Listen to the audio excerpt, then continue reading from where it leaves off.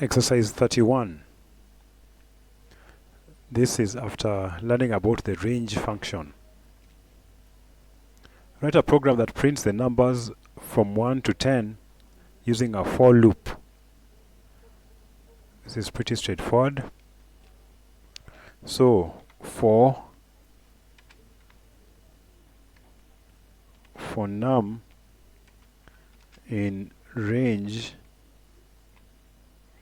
Now, we want from 1 to 10.